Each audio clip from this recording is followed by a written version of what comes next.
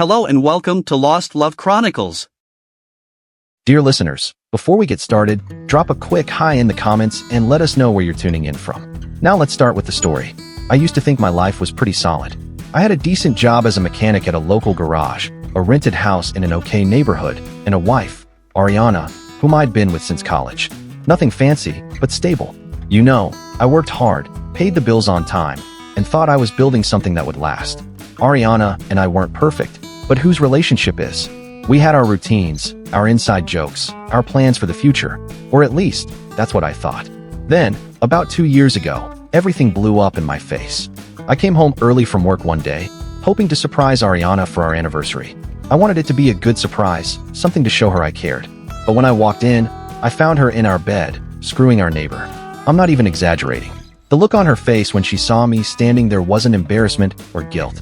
No, it was pure annoyance, like I was the one who'd ruined her moment. That's when I realized our 6-year marriage was dead long before I even opened that bedroom door. The next few weeks were a nightmare.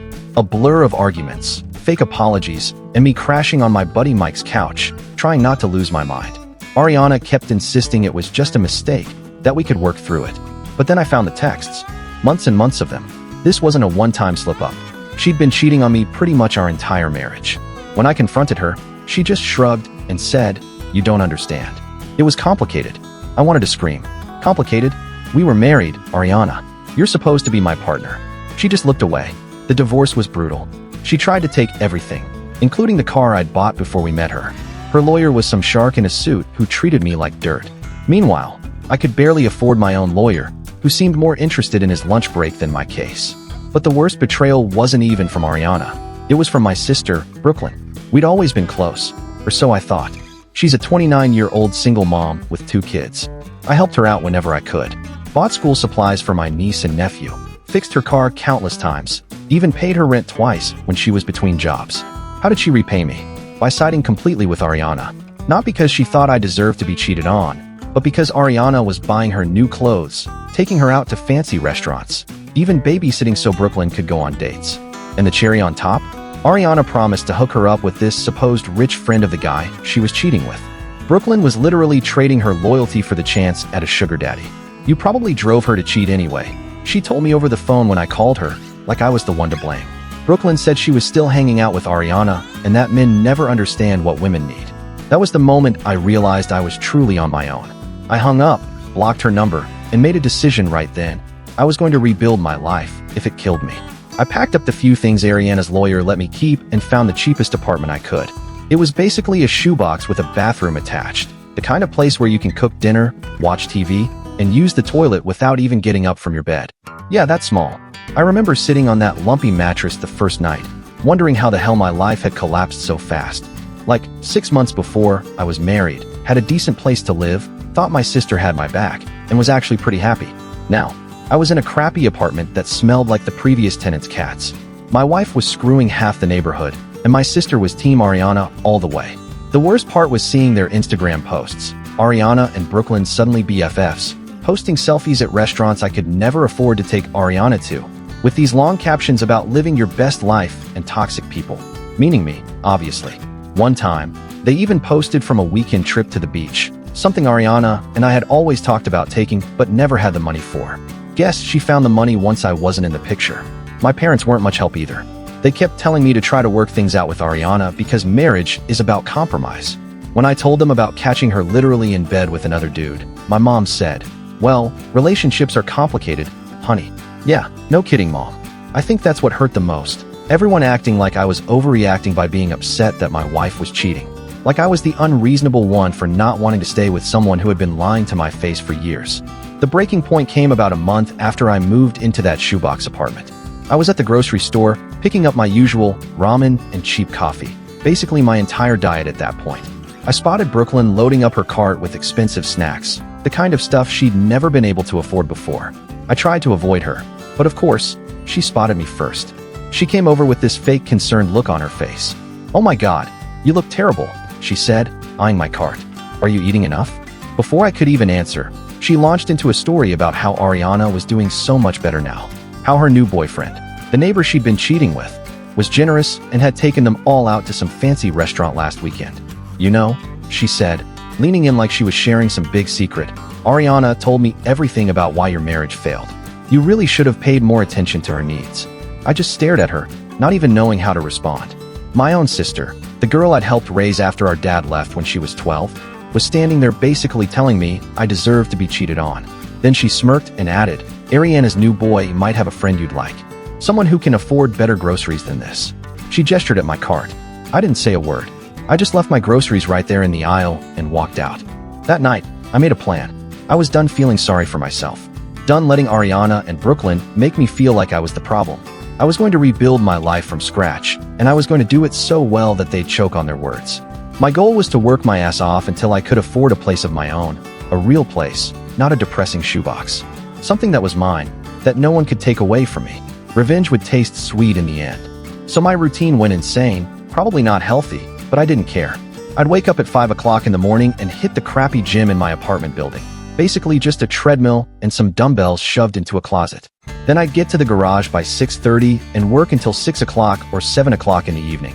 Sometimes later if we had emergency repairs. After that, I'd grab some cheap takeout, go home, and study until my eyes couldn't stay open anymore. Weekends weren't any better. I picked up side jobs fixing cars for cash, changing oil, replacing brake pads, swapping out alternators. Basic stuff I could do in parking lots with minimal tools. It wasn't exactly legal, but it paid, and I needed every dollar. The manager, Rick, started giving me more responsibilities at the shop. At first, it was just ordering parts and talking to customers. Then he let me handle the scheduling and some of the hiring.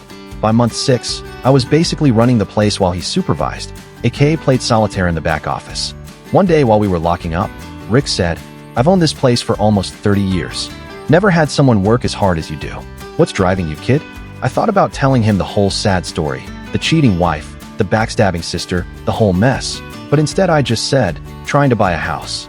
He nodded like that made perfect sense. Good goal. Nothing better than having your own place. No landlord to answer to. No worrying about rent going up. Smart move. That simple validation meant more to me than he probably realized. In a world where everyone seemed to think I was the bad guy for being upset about being cheated on, having someone just say good job was huge. The funny thing is, even though I was working nonstop, I started feeling better. The constant activity kept me from sitting around feeling sorry for myself. Seeing actual progress in my bank account every month gave me something to focus on besides how much my life sucked. Don't get me wrong, I still had bad days. Days when I'd see a post from Ariana or Brooklyn and have to resist the urge to throw my phone against the wall. Days when a customer would come in who reminded me of Ariana and I'd get flashbacks of her cheating. But those days got fewer and farther between as time passed. The online classes were tough, though. I hadn't been a great student in high school, and trying to learn accounting principles after a 12-hour shift fixing cars was brutal. I failed the first practice exam so badly that my online tutor actually called me to ask if I was okay. But I kept at it, studying during lunch breaks, watching tutorial videos while waiting for parts deliveries, drilling myself with flashcards before bed.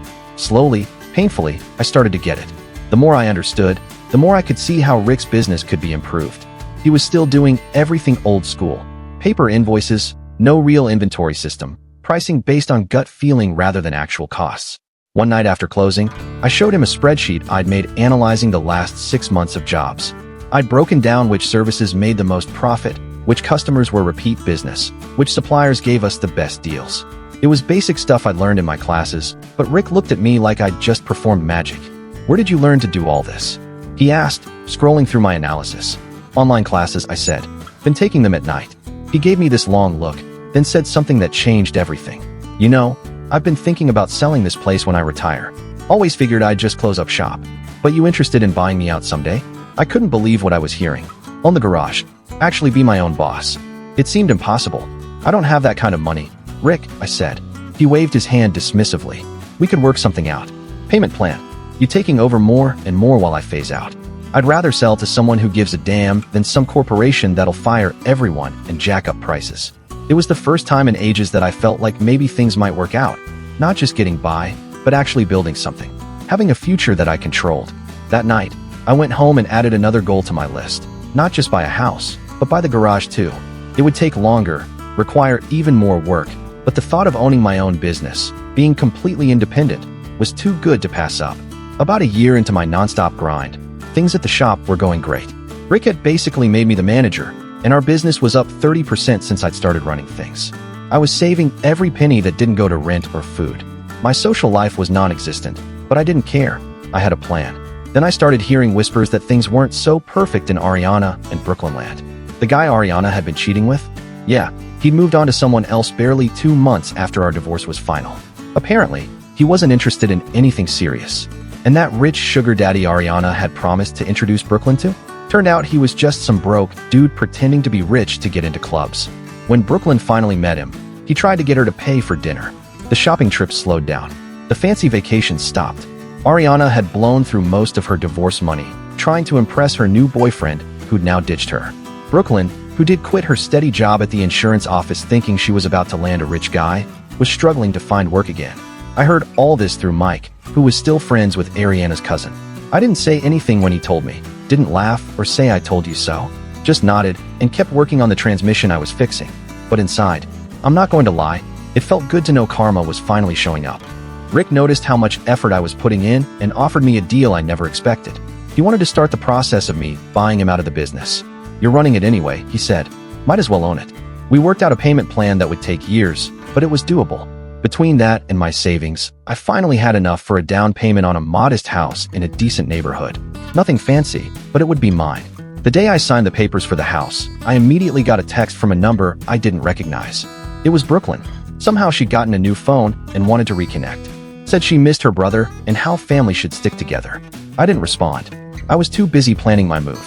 Then one Saturday, I was at the shop late finishing up a complicated engine rebuild when Rick came in. He usually didn't work weekends, so I was surprised to see him. Don't you ever take a day off? He asked, shaking his head. I shrugged. Got nowhere else to be. He sat down on the stool next to my workbench. Look, I've been meaning to talk to you about something. My wife and I are thinking about moving to Arizona. Her arthritis is getting worse and the cold winters here aren't helping. The doctor says a warmer climate would be good for her. My heart sank. Was he selling the garage to someone else after all my hard work? So what happens to the shop? I asked, trying to keep my voice casual. Rick looked at me like I was an idiot. That's what I want to talk about. I'm ready to accelerate our plan. Instead of the 5-year buyout we discussed, I want to do it in 2. You take over as owner at the end of the year. We work out a payment schedule you can handle, and I head west for some sunshine. I couldn't believe what I was hearing. It was happening way faster than I'd expected. I don't know if I have enough saved for that kind of down payment yet. I admitted. I just put most of my savings toward the house. Rick waved his hand dismissively. We'll figure it out. You've already increased business by 30%. The place is worth more with you running it anyway. Maybe we adjust the percentages a bit. You get a bigger cut of the profits now, but more of that goes toward your ownership stake. We spent the next hour working out the details. By the time he left, we had the outline of a deal that would make me the owner of Rick's Auto Repair by Christmas. It wasn't perfect. I'd be stretching myself financially for a couple of years, but it was doable. And the thought of owning my own business before I turned 35? That was worth the risk. As I was locking up the shop, my phone buzzed with another text from Brooklyn. This one was less friendly than the first. Seriously? You're just going to ignore me after everything I've done for you? Real mature, bro. I snorted. Everything she'd done for me. Like trash-talking me to my ex-wife. Mocking my pain while I was at my lowest point. Choosing Ariana's empty promises over her own brother. I typed out about 5 different angry responses, deleted them all, and finally settled on. Busy with work. Talk later. It was non-committal enough that she couldn't accuse me of ignoring her, but vague enough that later could mean basically never. I had no interest in letting Brooklyn back into my life just because her meal ticket had disappeared. When I got home to my crappy apartment that night, I looked around at the packed boxes and cheap furniture and felt something I hadn't experienced in a long time: pride. In just a few days, I'd be moving into my own house. In a few months, I'd own my own business. And I'd done it all by myself, while the people who were supposed to love me were betting on my failure. Because nothing in this life is perfect, the next morning I got a call from the real estate agent. The seller was trying to back out, claiming they got a better offer. My stomach dropped, but the agent reassured me the contract was airtight. It would just delay closing by a couple of weeks while their lawyers set them straight. Annoying, but after the year I'd had, one more obstacle wasn't going to stop me. 3 days before I was set to move into my new place, there was a knock at my apartment door.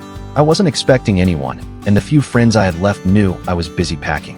I opened the door to find Brooklyn standing there, looking nothing like the confident woman who'd mocked me at the garage a year ago. Her hair was a mess, her clothes wrinkled, and she had this desperate look on her face that I recognized. It was the same look she used to have before asking me for money. "Hey stranger," she said, trying to sound casual. "Can I come in?" I didn't move from the doorway. What do you want, Brooklyn? She forced a laugh. Can't a sister just visit her brother? It's been forever. Yeah, I said, crossing my arms. About a year since you came to the shop to brag about Ariana's diamond bracelet. Her fake smile dropped. Look, I made some mistakes, okay? I was stupid. Ariana fed me all these lies about you, and I believed her. I'm sorry. I laughed, sharp and bitter. Where's Ariana now? Still buying you stuff? Brooklyn's eyes dropped to the floor. We're not really hanging out anymore.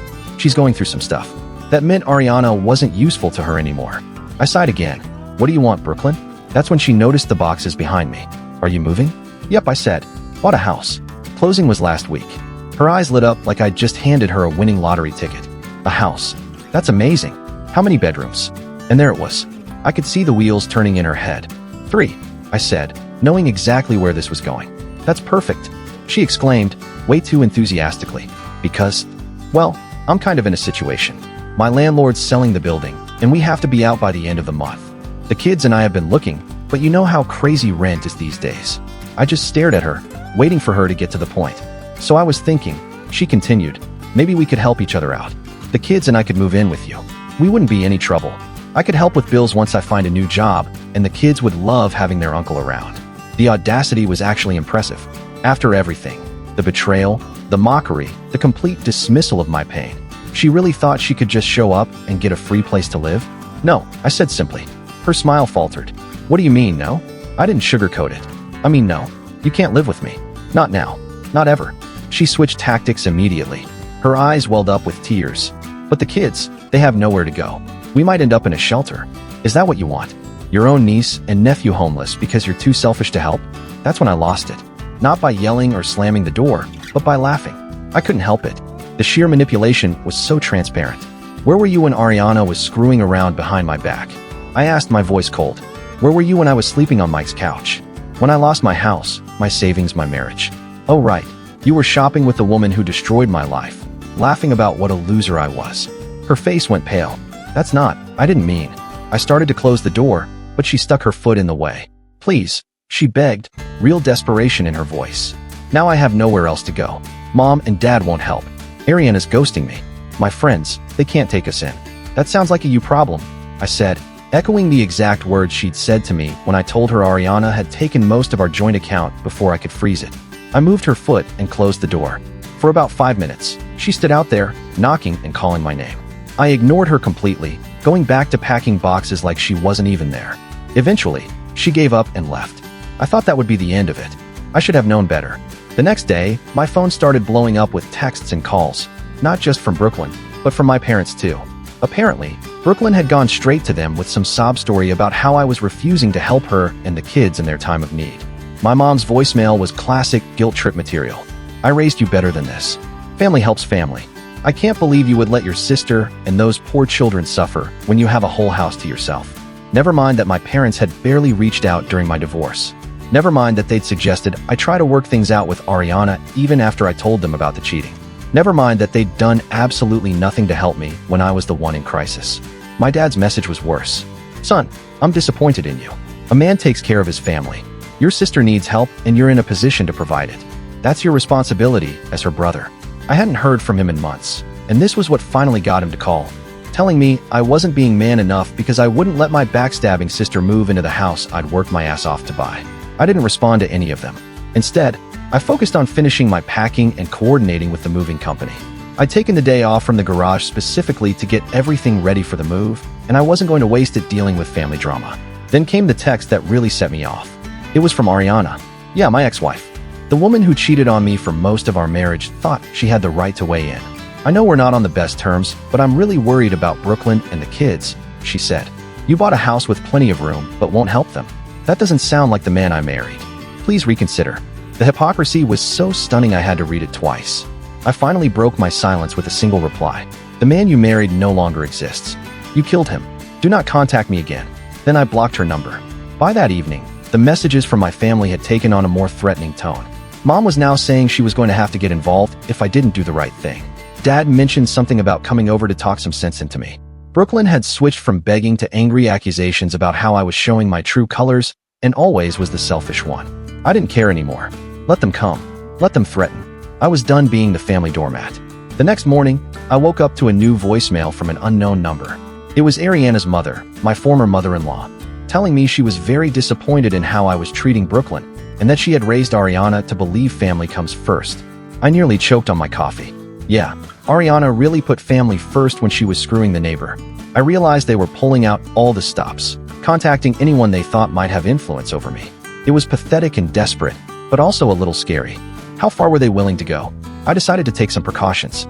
First thing, I called the real estate agent and explained my situation, family drama and all, and asked if we could move up the closing date. She said she'd try, but couldn't promise anything. Next, I called Rick and laid it all out for him. To my surprise, he was understanding. Actually, more than that, he offered to let me crash at his place if things with my family got too intense. "Man, if they come knocking, you're welcome to stay here," Rick said. "I got your back." That meant a lot. Then I called Mike. He'd been my rock through the divorce, the one person I could count on no matter what. "Dude," he said the second I told him what was going on, "they're only coming around now because you're doing well. Where were they when you were crashing on my couch?" Screw them. It felt good to have people in my corner, even if they weren't blood relatives. That afternoon, the real estate agent called with good news. "We can close tomorrow," she said. The seller finally accepted that they can't back out, and all the paperwork's ready. I was going to move into my new house 48 hours earlier than planned. I didn't tell anyone in my family about the change. Let them show up at my empty apartment. By then, I'd be safely in my new home, with a security system installed and no forwarding address left behind. Moving day came, and I left that crappy apartment behind for good. My new house wasn't anything special by most people's standards, but to me, it was everything. I spent that first night sitting on my back porch with a cold soda, staring up at the stars, feeling like I could finally breathe again. And I did something I probably shouldn't have. I posted a few photos of my new place on Facebook. Nothing flashy, just a simple, new chapter, new home. I knew Brooklyn would see the post. Hell, I knew my parents would see it too. Part of me wanted them to. The reactions were immediate. Friends I hadn't talked to in ages congratulated me. Guys from the shop liked the post. A few people from high school commented, telling me how well I was doing. Then the private messages started flooding in. My dad fired off a message about how disappointed he was that I would flaunt my success while my sister was struggling. My mom said I was being needlessly cruel. In Brooklyn, she went nuclear. She posted this long, dramatic rant on her page about how money changes people. She didn't tag me, but everyone knew exactly who she was talking about. I didn't engage with any of their drama. I just focused on the garage. Business was booming, and Rick was even talking about retiring earlier than planned. We were hammering out the details of me taking over completely within the next year. For the first time since that awful day I found Ariana with that guy, I was actually happy. Not just surviving, thriving. And I'd done it all on my own. But of course, they couldn't just let me be. 3 days after I moved in, my phone rang. It was my mom, calling from a new number I hadn't blocked yet. I picked up without checking the caller ID, thinking it might be a client from the garage. "Hello? Finally, you answer." Her voice was that special mix of relief and accusation I'd come to recognize. "We've been trying to reach you for days." I sighed, bracing myself. "What do you want, Mom?" "What do I want? I want you to act like the son I raised. Your sister and those children are about to be homeless, and you're ignoring their calls while living in a big empty house all by yourself." I had to laugh. "A big empty house, Mom? It's a modest 3-bedroom in a middle-ass neighborhood. And it's not empty. I live here." She snapped back. "You have room. They need room. It's that simple." "Nothing's ever that simple," I said, my voice steady but firm. Where was all this family concern when Ariana was cheating on me? When I was the one who lost everything? There was a pause on the line. Then, in a softer voice, she said, "That was different." "How? How was it different?" I demanded. "You're a man." She said like that explained everything. Men can take care of themselves. Brooklyn has children. And there it was, the double standard that had defined my entire relationship with my family. I was expected to handle everything on my own, to sacrifice, to be the strong one. But Brooklyn? She got endless excuses. "Mom," I said, keeping my voice calm even though it was hard. "I worked 80-hour weeks for 2 years to afford this house. I took online classes after 12-hour shifts at the garage. I lived in an apartment where the bathroom ceiling leaked every time the upstairs neighbor took a shower. I did all that by myself, without help from anyone, especially not my family. So no," I said firmly, "Brooklyn can't live with me. She made her choice when she sided with Ariana, and now she can deal with the consequences." "She made a mistake," my mom insisted, her voice almost pleading. "People make mistakes," I agreed. "Yeah, they do. And sometimes those mistakes have consequences that can't be fixed with a simple sorry. This is one of those times. So you'll punish the children too?" She shot back, her tone turning sharp. "They didn't do anything wrong. That was a low blow. Using my niece and nephew against me like that. I loved those kids, even though I hadn't seen them much since the divorce. But I knew exactly what would happen if I let Brooklyn move in. She'd never leave, and eventually, I'd end up supporting all three of them while she went back to her old ways. The kids have grandparents with a 4-bedroom house, I pointed out, hoping reason might finally crack through. Why aren't they moving in with you and Dad? There was another telling pause on the line. Your father and I are too old to have children running around. We need our peace and quiet. They wanted to use my house as a dumping ground for Brooklyn's problems so they wouldn't have to deal with them. Well, I need my peace and quiet too, I said, voice steady but fierce. After the past 2 years, I've earned it. This isn't over, my mom warned before hanging up. And she was right. It wasn't over. Not by a long shot. The next day I came home from work to find Brooklyn's car parked right in my driveway. She was sitting on my front porch with her kids, surrounded by suitcases and garbage bags full of clothes. What the hell is this? I asked, stepping out of my truck, shock and anger rising in my chest. We got evicted, she said loud enough for the neighbors to hear. We have nowhere else to go.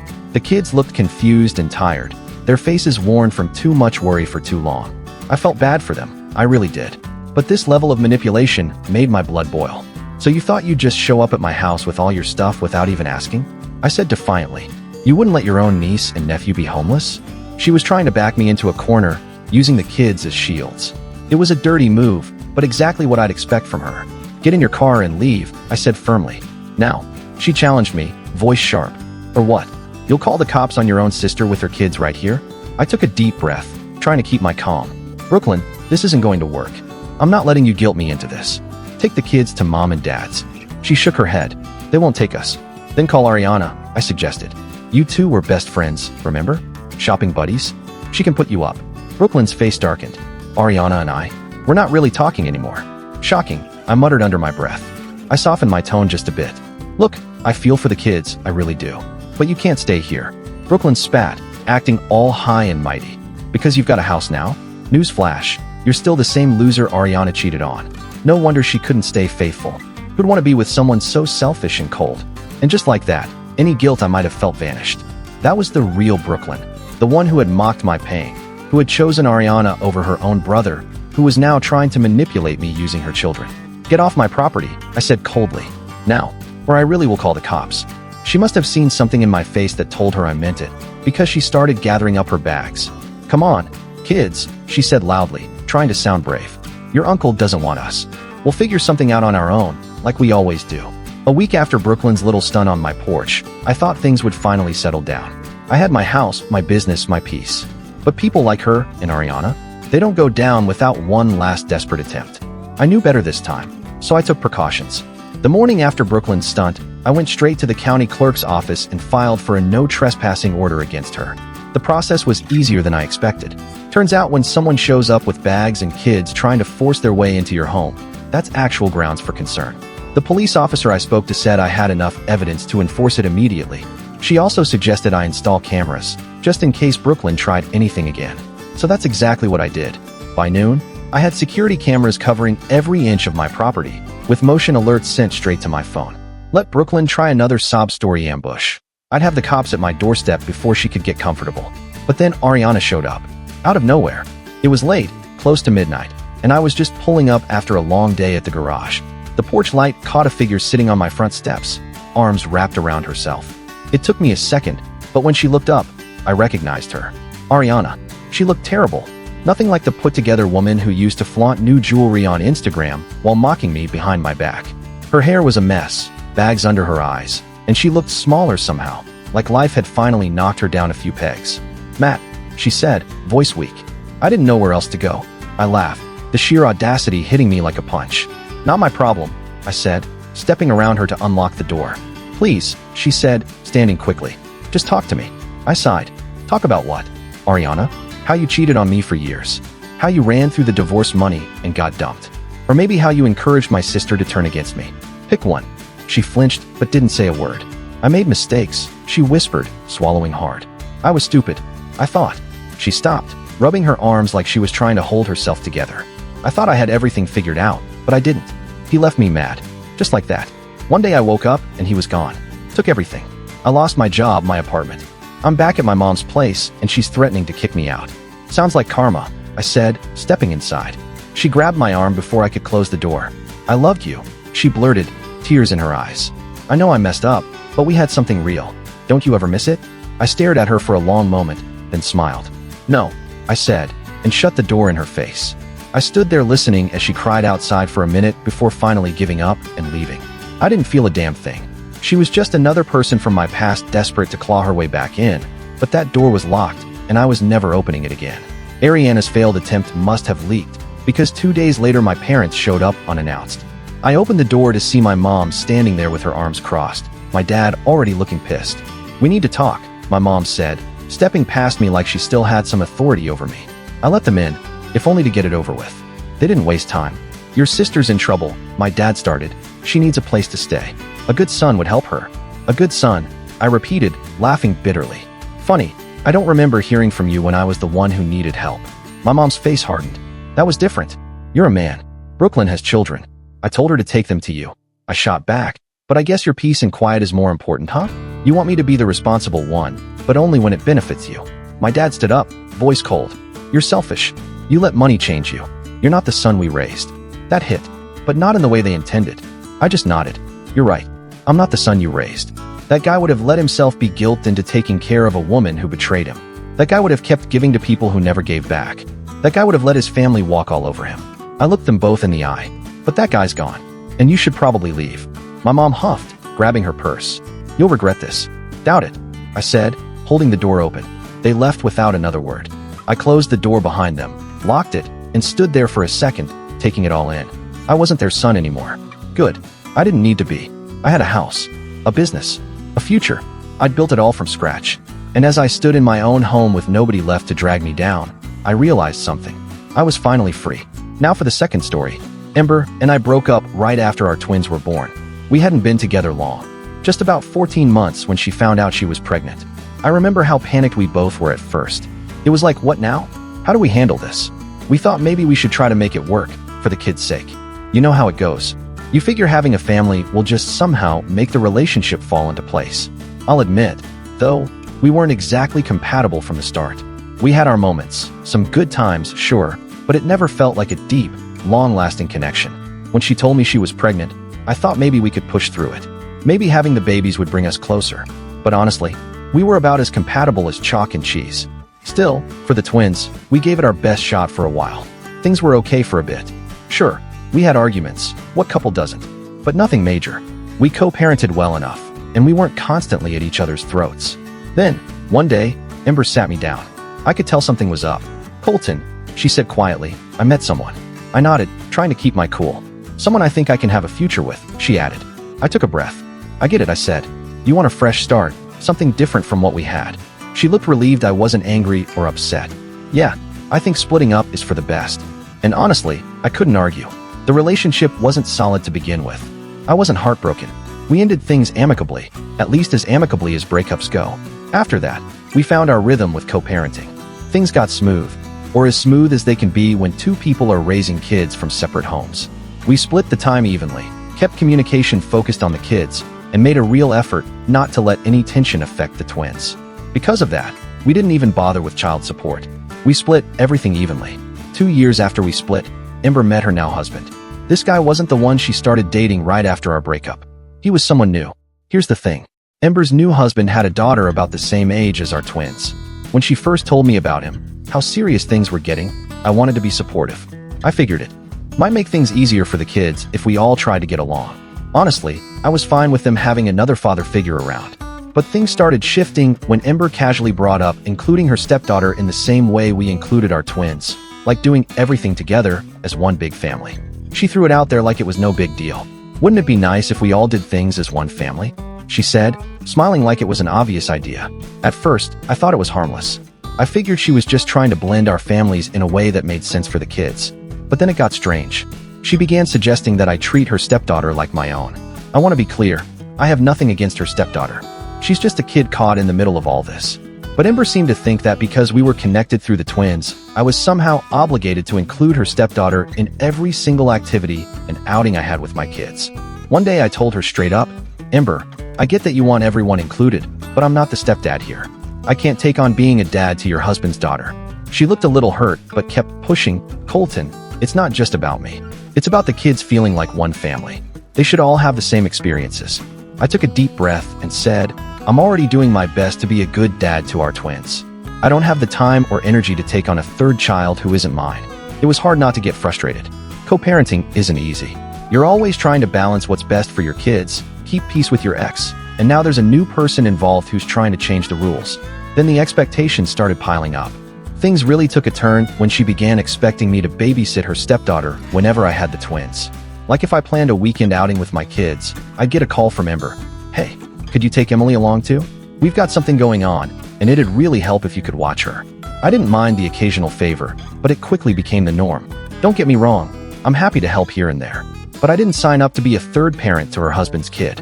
And honestly, I didn't see how that was fair to me or my own kids. After some time, I started to realize something. Every time I planned something special for my twins, it somehow turned into a thing about the other kids in Ember's household. It was like I wasn't allowed to have time just with my own kids anymore. Like one weekend, I decided to surprise the twins with a day at the zoo. I got them tickets and some little gifts. But before the day even arrived, Ember called me. Colton, she said, it's not really fair if Emily doesn't get to come too.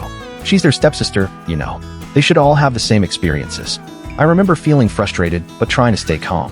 Ember, I get that you want everyone included, but this day is for my twins. It's not always about making everyone else fit in. She sighed. I just want the kids to feel like one family. That sounded nice, but the reality was different. One time, I bought gifts for the twins and didn't get as much for her stepdaughter. Ember got upset about that. She said it wasn't fair and that I was showing favoritism. I had to draw the line somewhere.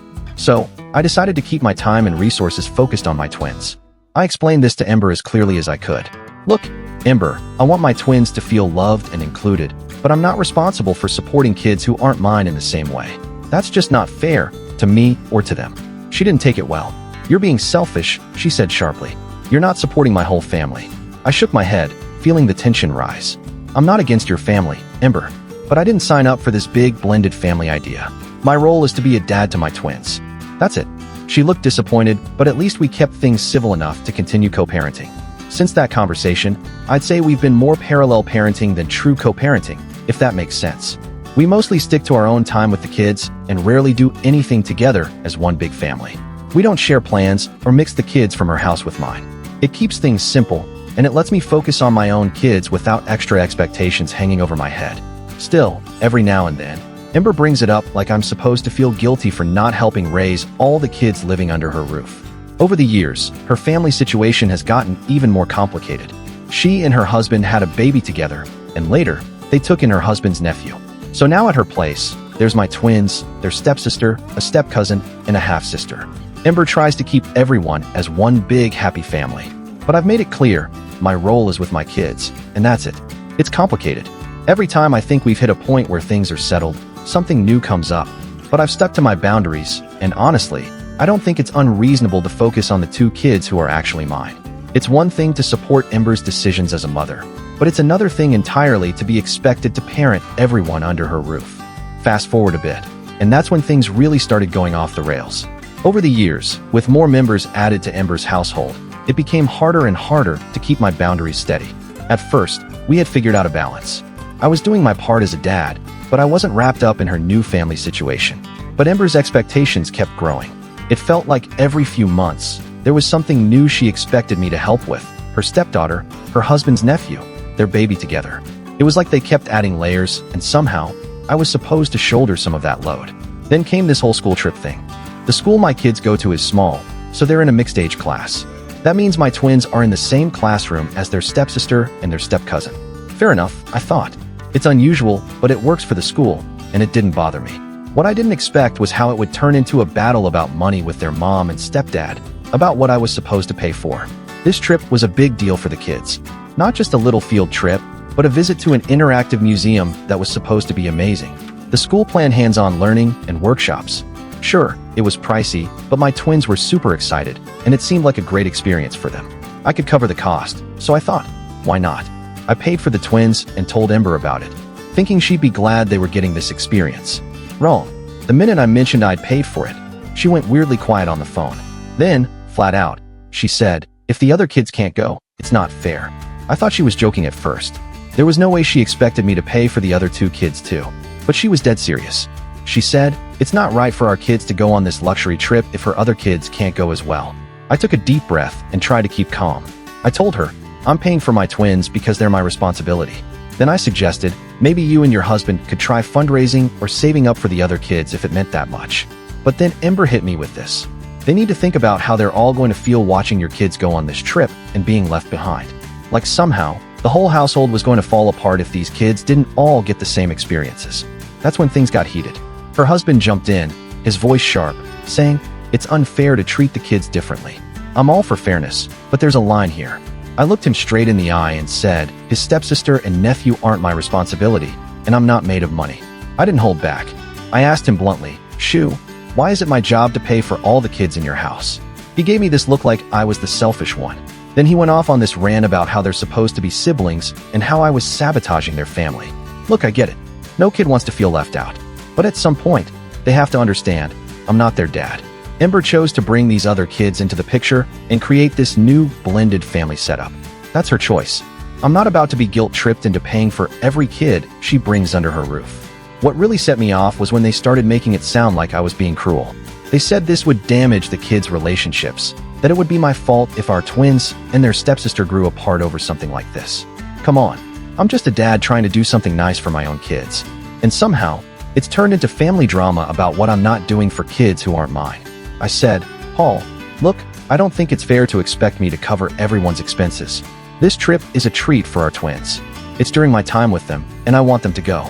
I don't see how that's unfair to anyone." But Ember just kept going, saying that if our twins go and the other kids don't, they'll feel treated as less than, and I should care about that. Her husband even brought up family unity and said if the kids resent each other, it'd be on me. At that point, I was done. This wasn't about family unity. This was them making their financial choices and trying to make it my problem. It's not like they're struggling to get by either. They have decent jobs. If this trip meant that much, they could find a way to make it work without relying on me. It's not my job to stretch my finances to make up for what they can't or won't do. The argument went in circles. They kept bringing up fairness and how I should think about the family. But I stood my ground. I told them flat out it wasn't my fault they couldn't send the other kids, and that I wasn't going to let them guilt-trip me into paying for it. That's where we left it. But I could tell from the look on Ember's face that this was far from over. Honestly, I walked away from that conversation feeling irritated and confused. No matter how much I explained I wasn't responsible for all her family's kids, they weren't hearing it. Somehow, my focus on my own kids had become an issue, and I was being made out to be the villain in their family story. It's exhausting. I just wanted to do something nice for my twins, and now it's turned into this giant mess about fairness and unity. I feel like I'm walking a tightrope where every decision could spark another argument. All I wanted was to give my kids a fun experience, but apparently that's too much to ask. After the argument over the school trip, I figured that would be the end of it, at least for now. I thought I'd made it clear I wasn't paying for all the kids, and I hoped Debo and her husband would drop it. But no, they weren't about to let it go without another round. What came next, though? I didn't expect it. A few days after the trip argument, I got a message from Ember saying she wanted to meet up to talk. I knew this wasn't going to be a friendly coffee date, but I figured it was better to get it over with than keep going back and forth through texts. I agreed, and we set a time to meet at a small diner halfway between our places. When she showed up, right off the bat, I could tell this wasn't going to be a quick chat. She had that serious look on her face, the one where you know they've rehearsed what they're going to say. She sat down and started in, saying, "Colton, I don't think you're understanding the situation." I thought, I understand it just fine. I'm paying for my kids, and that's that. But I let her talk. She went into this whole thing about how I need to look at the bigger picture, and how this isn't just about a school trip. It's about setting a standard for how we'll handle things going forward, she said. I guess she thought framing it as a big family philosophy would make me feel obligated to agree. She said, "This trip is just one example, and in the future there will be other activities, events, maybe even family vacations, and we should be on the same page about treating all the kids equally." I couldn't believe it. Was she seriously suggesting I pay for family vacations for all her kids now? I listened, trying not to react too much, because I knew if I got heated, it would only make things worse. Then she brought up the fairness argument again, like it was some kind of hammer she just loved swinging. She said, "Your kids get to do these things, and the others don't. It's going to cause resentment. They're going to feel left out." She even went as far as to say it could damage the kids' relationships with each other, that they'd grow up with this inequality that'd tear them apart. I sat there, thinking, and are there already different kids from different families with different lives? Why is this my problem to solve? When she finished, I tried to keep my voice calm and said, "I get that you want all the kids to feel equal, but these aren't my kids. They're not my responsibility." I reminded her that we've been doing this parallel parenting thing for a while. She handles things on her end, and I handle things on mine. But apparently, she'd decided that's not enough anymore. That's when she dropped the real kicker. She said, "So if you really cared about the kids' well-being, you want to support the whole family, not just your kids." She went on about how I needed to show good faith by stepping up for the other kids as well. I almost laughed out loud because it felt absurd. Since when does supporting your kids mean taking on everyone else's kids too? At that point, I felt myself starting to lose it. I told her, "Look, I do care about my kids' well-being. That's why I'm willing to do these things for them.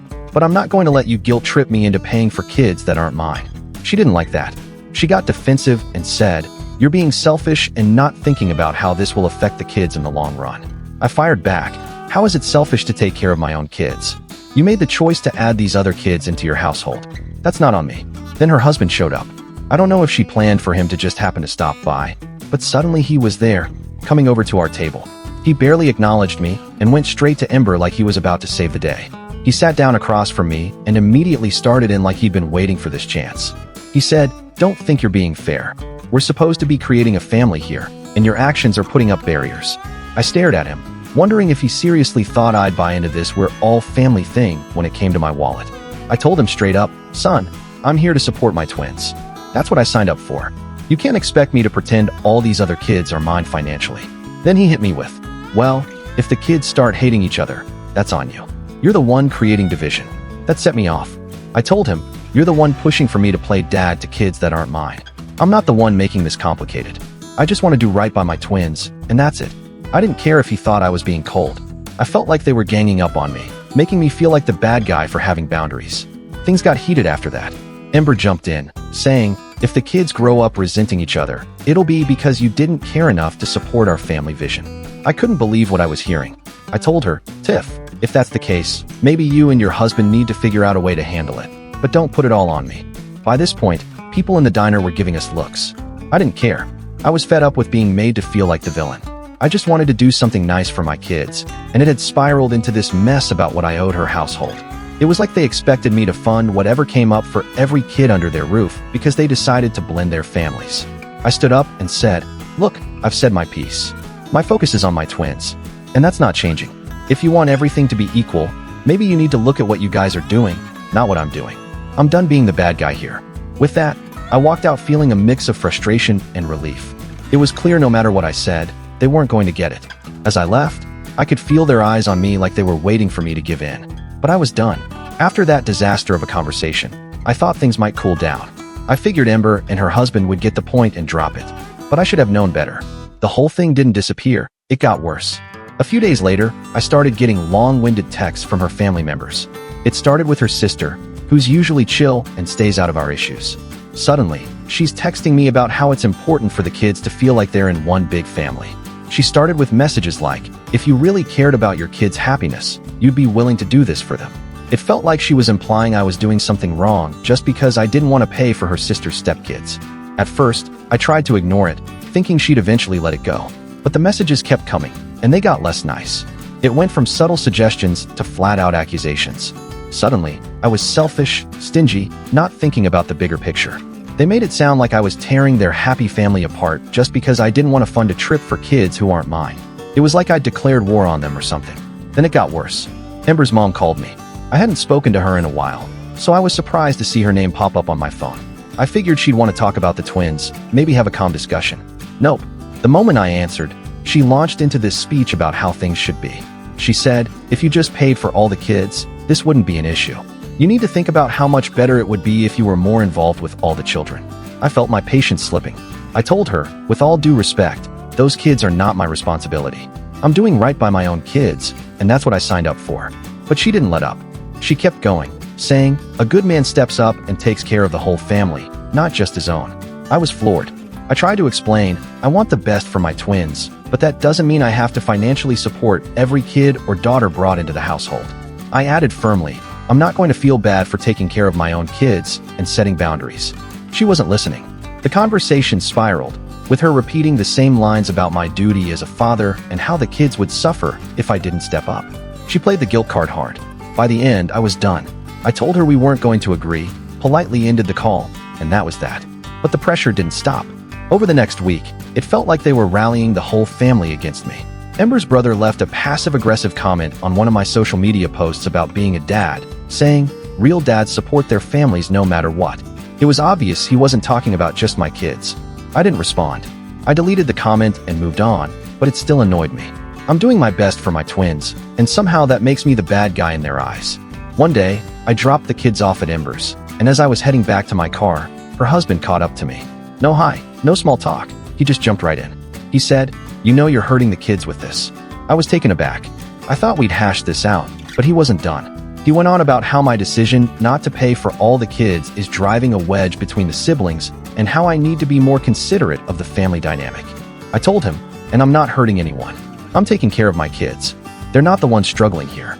He wouldn't drop it. He kept going on about how everyone in the family thinks I'm unfair and how it's only a matter of time before the kids pick up on it and resent each other. It felt like he was laying the whole weight of the family's happiness on my shoulders. I looked him straight in the eye and said, "And your family's opinion doesn't change my responsibilities. I'm not their dad. I'm here for my kids, and that's not going to change." At that point, I honestly didn't know what else to say. No matter what I did, they were going to see me as the villain. That night, I sat alone trying to figure out how it had come to this.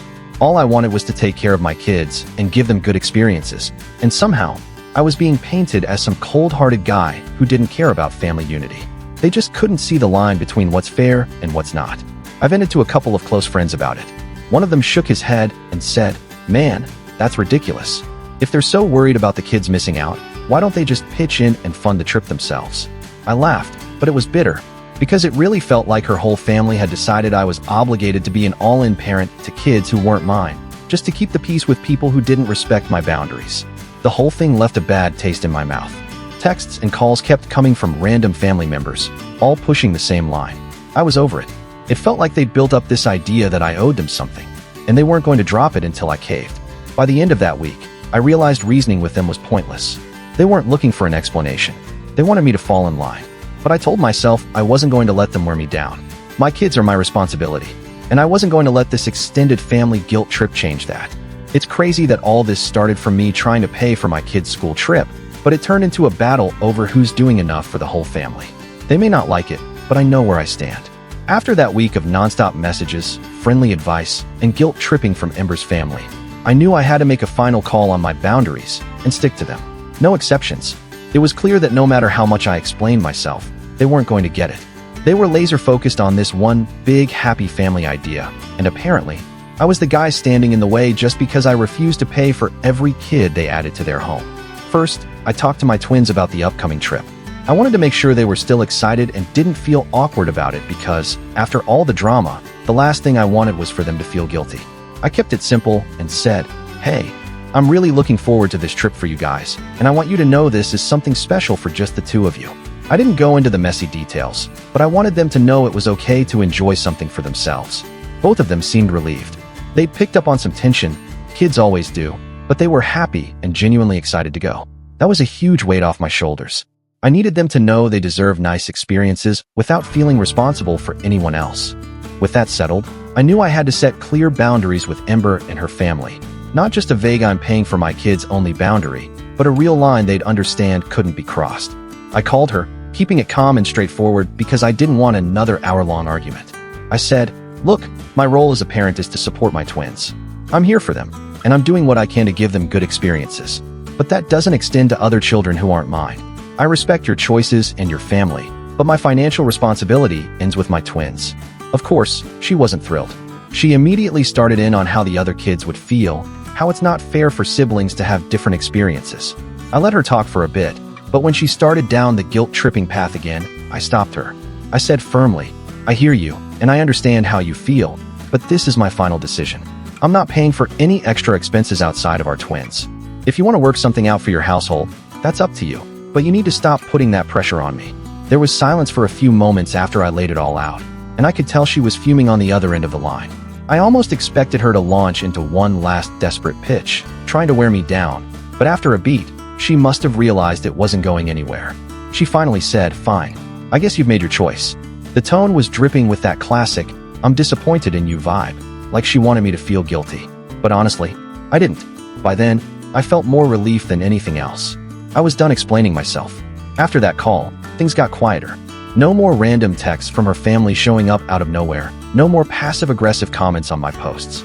Just silence. It was a little awkward, sure, but mostly it felt good to have some peace. I think they realized I wasn't going to bend to their demands, and they had to come to terms with it. In the weeks leading up to the trip, I made an effort to spend extra time with the twins doing normal, everyday stuff. Grabbing a bite, hitting the park, watching movies, just the usual. I wanted to keep things feeling steady and safe for them, so they wouldn't get caught up in all the adult drama swirling around. It was refreshing, honestly, to just focus on them without the noise. Then the day of the trip arrived. I dropped them off at school that morning, and they were all smiles, bubbling with excitement. Seeing them so genuinely happy after everything was a real win. As they ran off to join their friends, I felt this deep sense of satisfaction wash over me. I thought, yeah, this is what it's about. It's not about trying to make everyone happy or bending over backward for people who don't appreciate it. It's about giving my kids the best I can and teaching them that it's okay to set boundaries. Here's the kicker. The day after the trip, I got a call from Ember. I braced myself for some snarky comment or a passive-aggressive jab, but instead, she asked, "Did the kids have fun?" I told her they did, keeping it short because I wasn't about to dive back into the old arguments. Then she caught me off guard. She said, "Saint, and I didn't agree with you, but I respect that you stood up for yourself and your kids." I guess I needed to hear that. I was shocked. I hadn't expected her to come around like that.